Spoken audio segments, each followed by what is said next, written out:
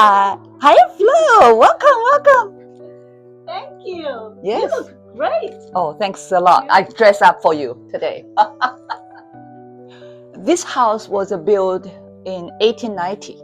It's one of the well-known houses in North Cambridge because it had gone through changes over the years, mostly for the public use.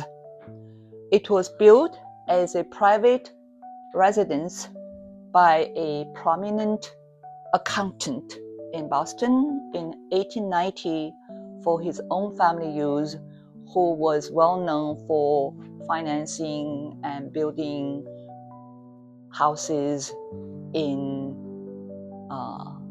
West Cambridge on Brattle Street. It's called the Torrey Row area with houses there. And it was built with fireplaces. There are like 15 rooms, 12 fireplaces. And it was built with the master family bedrooms, family dwelling units upstairs, first floor. Over there is the library, this living room, and the back is the kitchen or dining room. And you can see the front entrance as broad stairways is for the master and mistress, and the back is the back stairway. It was built for servants. So at one time it was reported that it was used as an underground slavery escape and then hiding the slaves coming up from the south. And all the decorations, the decor are of the period in that late 19th century, early 20th century, that reflected the economic, political situation in that United States had a very active trade between China and USA, and they imported these well-known war bureaus made of wood and carved flowers, and the porcelain wares with the Chinese name double happiness, right? It's also a period favorite piece of object to decorate the house. It's a reflection between the rich and the poor, those who have extensive business, not only this country, but also overseas, say in China. I think it was also around the time when, following the United States, following the example of Britain, traded with opium and other illegal substance and enable the American businessmen to make lots of profits. And also with the empty vessels or ships, they can bring from China to the United States large pieces like the porcelain ware and the carved wood pieces or on the wall. So these are original. All original. I bought them, they were here already. Wow. And the first owner was a prominent tax accountant. Second one was a veterinarian. The veterinarian, he lived here, also had offices and then animal pets clinic on the first floor, and the back in the Carriage house, supposedly there are little stayover ward or room for the pets being treated. Yeah, and the fireplaces, they are still active, and guests love them a lot. And the third owner, she and her husband, they moved in as private resident. Then they realized such a beautiful house can be easily converted to a bed and breakfast or a boutique hotel. And that was what they did. They pulled a license It was the first ever licensed bed and breakfast or boutique hotel in 1983, and then used to be on the selected registry. Let me show you the plaque. This one is worldwide known select registry, right? Select registry. What this one say? Distinguished Inns of North America member. So this one was voted as a member and then was admitted into the well-known select registry of Distinguished Inns of North America. I contribute all the beauty, all the comfort of a historical inn, like a Cambridge House Inn, to the previous owner. The previous owner, Mary Ellen Riley, and her husband, Tom Riley, they established this bed and breakfast back in 1983, over 42 years ago. And then they hired the best interior design artist in North Cambridge to design and decorate the style.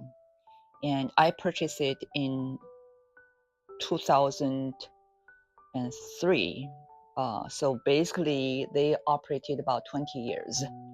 And after COVID and no, not after COVID, sorry, no, after 9/11, which took place in 2001,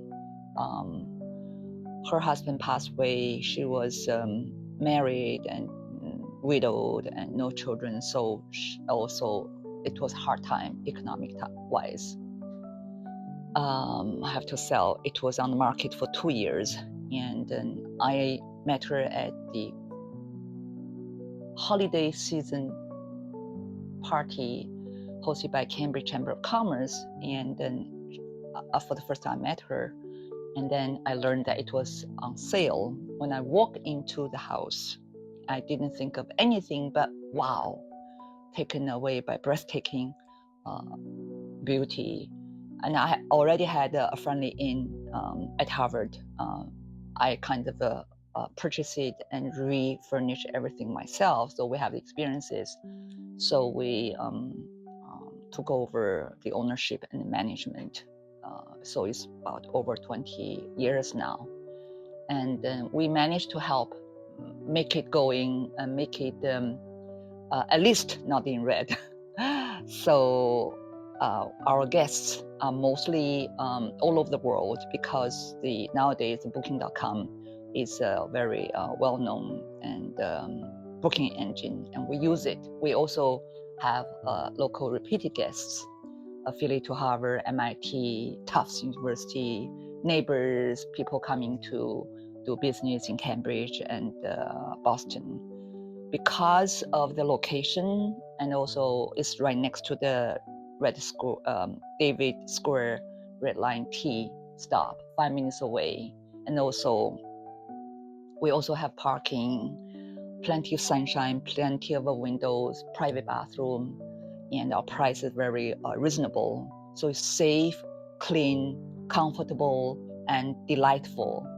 So mostly guests who have lived in a historical boutique hotel like this would prefer this kind of hotel is because it's more homey. You feel like a home away from home feeling.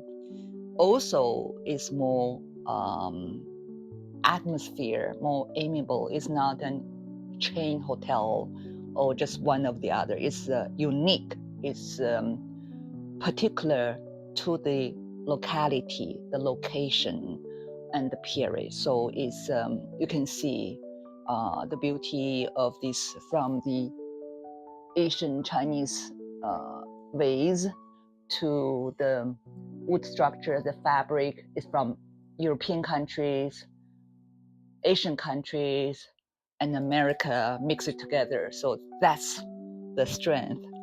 They like to bring everything together and remake it into their own.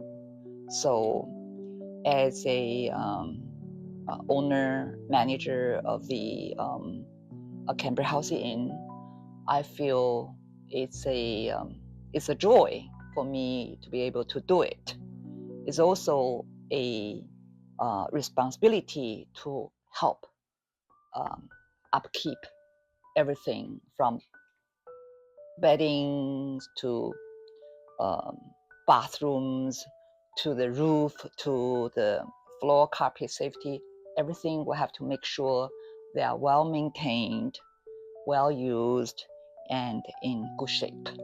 And in terms of the employees, we also have very good stable housekeepers, front desk people, night shift people, what do you call them, engineers or maintenance people. I feel it's quite a joy to have the family support, the community support, and recognition, acknowledgement, and consistent booking, staying at the inn to make it possible that we have a good, lovable historical inn like this one, and hope one day when you do business or come to visit friends, come this way to Cambridge, Massachusetts, make sure you call or email or book online, whatever way, to Cambridge House Inn at Porter, Massachusetts, USA.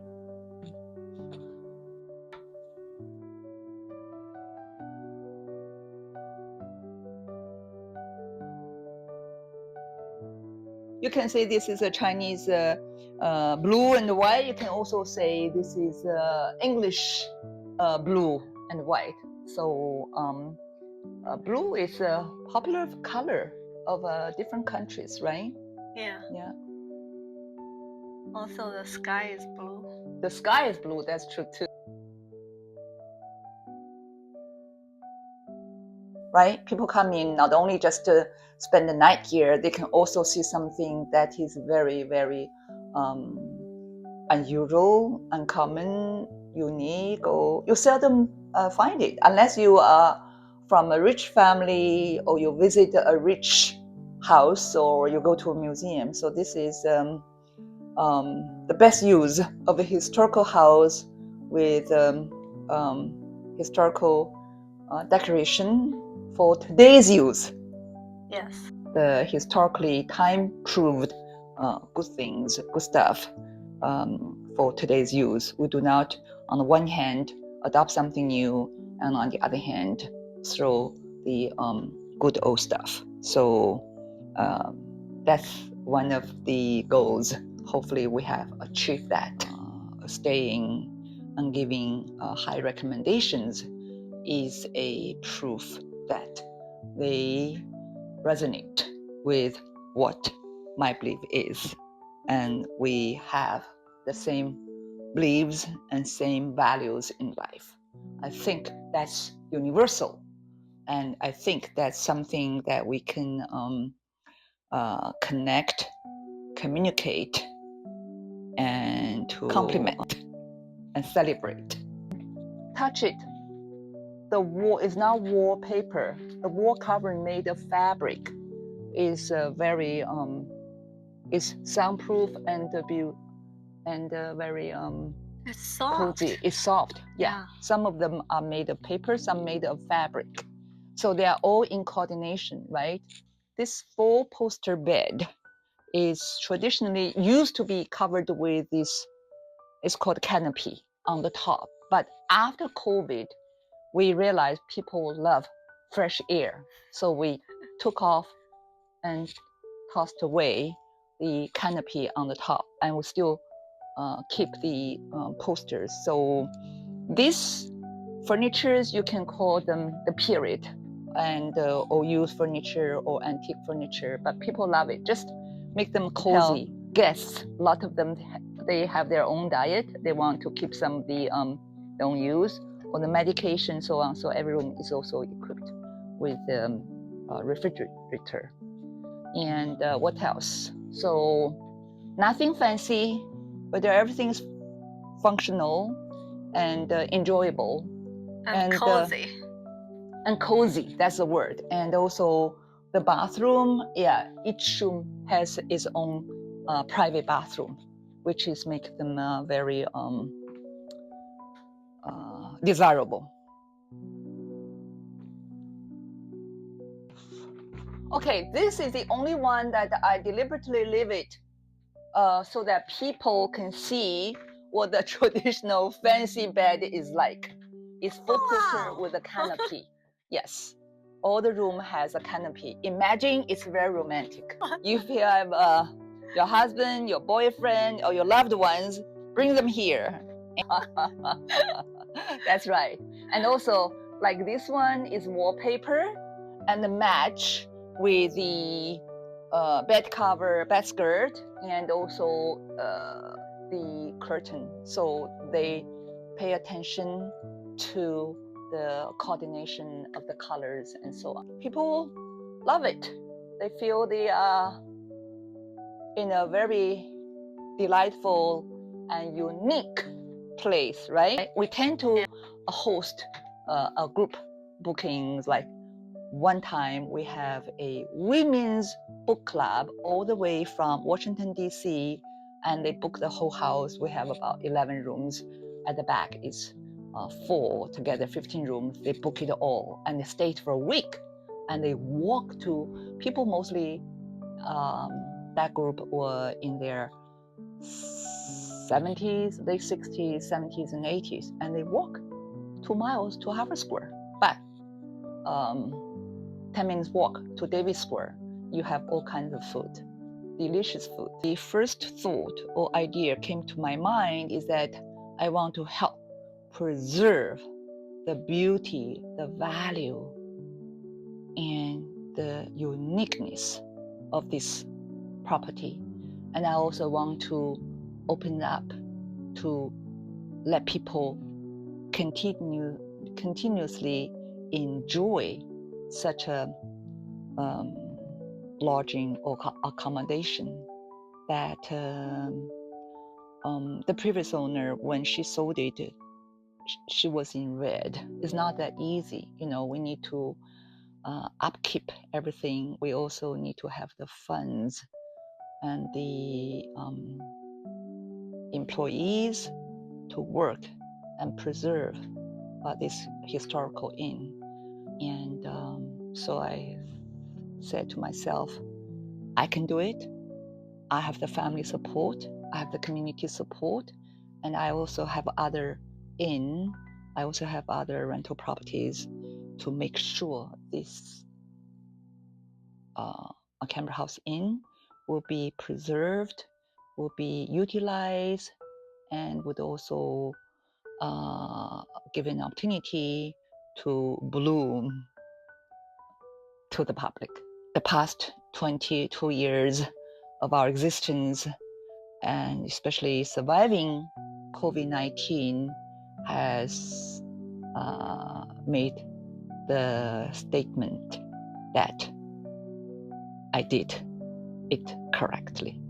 And that is what